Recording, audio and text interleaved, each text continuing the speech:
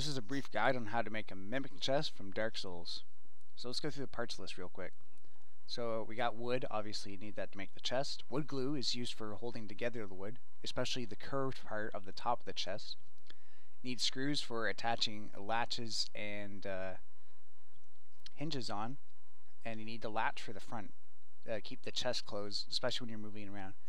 You need a hacksaw blade to use as the spring so that the tongue will pop out when you open the chest. You need walnut stain for the color of the chest that you want. I mean, you can get any stain you want, but that's the stain that I used. You want a short chain for when you open up the chest, that it will limit it to only open so far so that the top of the chest doesn't fall all the way back. You need finishing nails to hold the chest together, at least that's what I used. And you need the gray and red paint for the tongue and the teeth. And you need 3 hinges, 2 for the back of the chest and then 1 for the tongue to rotate on. So the recommended tools that you should use are a chop saw, used for chopping the wood to desired length, finishing nailer for nailing everything together. You need a table saw for ripping the wood to the lengths that you want, and also it's really useful for cutting the angles on the curved pieces of wood. You need a screwdriver to screw in the hatches and the hinges. And then you also need paint brushes for painting your stain and the tongue and the teeth. And then also a jigsaw or bandsaw to cut this semicircle piece out for the side of the top of the chest. So this is the piece that I used for a template for making the curved top half of the chest. So you're going to need 12 of these. So the dimensions you can see in the picture here with an angle of 69.5. So you need to make 12 pieces like this, however long you want your chest to be. Here's what the dimensions of my chest ended up being, but yours will probably be different.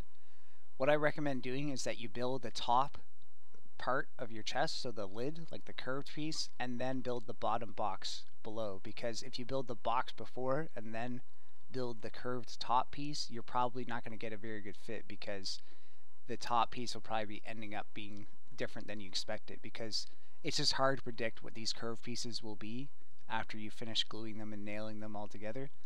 So that's why you should make the box piece based off the dimensions of your curved top piece.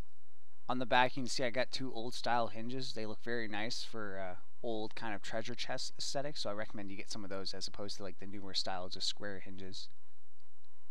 When you're making the teeth, you don't want to make them too long and you don't want to put them too close together, because you want to make sure your chest will close nice and easily. So if the teeth are too long, they'll start hitting on the top of the bottom of the chest and they won't go in correctly.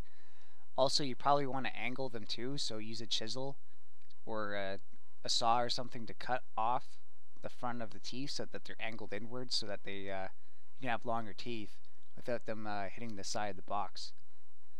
Now the tongue is kind of a weird thing of how I made it. So I ended up making the top of the chest too long, so I cut it off, and one of the section that I cut off was actually curved perfectly to make a tongue. So what I did is I cut it out and with the bandsaw into a tongue shape, and then I put it on top of the spring device, which I'll explain in a second.